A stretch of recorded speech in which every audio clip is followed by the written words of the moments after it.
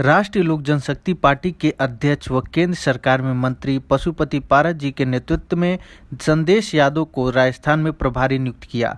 इसको लेकर संदेश यादव ने प्रेस कॉन्फ्रेंस करते हुए पशुपति पारस का धन्यवाद जताया और कहा कि राजस्थान में मुझे जो दायित्व मिला है उसको निर्वहन पूर्वक निभाऊंगा और राजस्थान में एनडीए की सरकार फिर से बनेगी। शक्ति पार्टी के राष्ट्रीय अध्यक्ष और भारत सरकार में केंद्रीय मंत्री श्री पशुपति कुमार पारस जी द्वारा मुझे राजस्थान प्रदेश के लिए चुनाव प्रभारी नियुक्त किया गया है। वर्तमान में मैं पार्टी में राष्ट्रीय सचिव के रूप में कार्यरत हूँ और मेरा जो मकसद है, भारतीय जनता पार्टी के जितने भी कैंडिडेट राजस्थान में लड़ रहे हैं उनके कंधे से कंधा मिलाकर उनको चुनाव जितवाने में पार्टी के अलायंस के साथ जितनी ज़्यादा से ज़्यादा मदद हो सकती है, जो सहयोग हो सकता है, उस काम को करने के लिए मुझे जिम्मेदारी दी गई है, जिसे हम लोग मिलकर, हमारी पूरी टीम, हमारे प्रदेश अध्यक्ष, प्रदेश संगठन मंत्री और राष्ट्रीय लोक जनशक्ति पार्टी के जितने भी कार्यकर्ता हमारे प्रदेश में हैं, सभी को एक साथ जोड़कर हर विधानसभा में किसी न किसी रूप में उनकी ड्यूटी और उनका कार्यक्षेत्र निर्धारित कर उनको काम पे लगाना है, ताकि जो हमारा एनडीए के साथ वर्ष 2014 से गठबंधन है और हर विधानसभा चुनाव हो, हर लोकसभा चुनाव हो, छोटे से छोटा, बड़े से बड़ा, अभी तक कोई भी चुनाव रहा है भारत में, एनडीए के साथ राष्ट्रीय लोक जनशक्ति पार्टी ने अपनी पूरी सहभागिता की है और इस चुनाव के लिए भी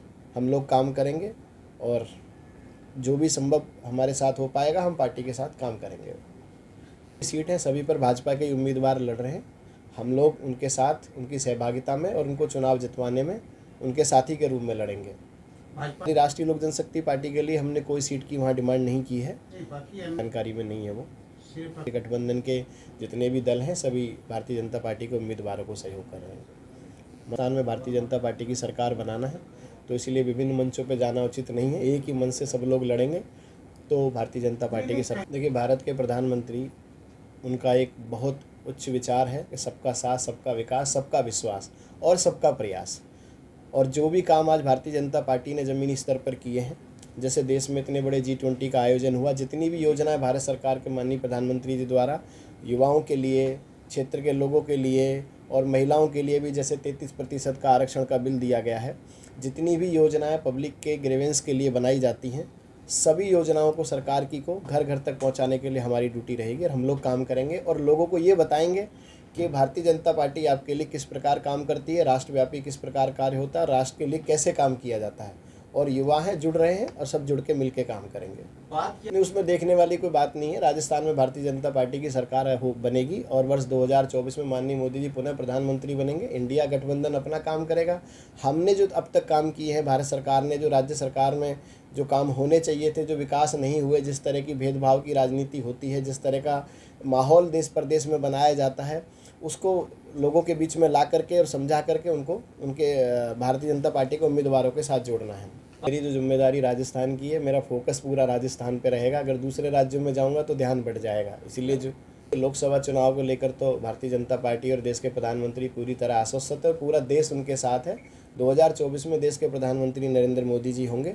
राज्य सरकार की जो बात है, राज्य सरकार की भूमिका, राज्य के चुनावों की भूमिका बहुत बड़ी होती है केंद्र की सरकार के लिए और हमारा जो मकसद है, ज़्यादा से ज़्यादा सीटें आएँ और राजस्थान में भाजपा की सरकार बने, ताकि जो है हमारा 2024 का चुनाव और भी मजबूती से निखर के आएगा और यही मुहिम पे हम लोग काम करेंगे।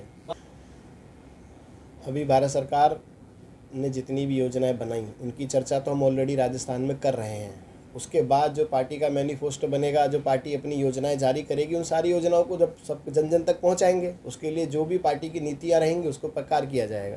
पहला कदम आपका क्या होगा? देखिए, युवा हमारे साथी हैं। भारत सरकार की सारी योजनाओं को हम एक रोस्टर में ला रहे हैं। लोगों को बताएंगे कि पिछले 5 साल में क्या होना चाहिए था और क्या हुआ है और किस तरह की डेवलपमेंट राजस्थान को मिलनी चाहिए थी और क्या आगे मिलेगी। उन सारी योजनाओं का समावेश करके, उन सारी योजनाओं पे चर्चा करके हम लोग अपने काम करेंगे।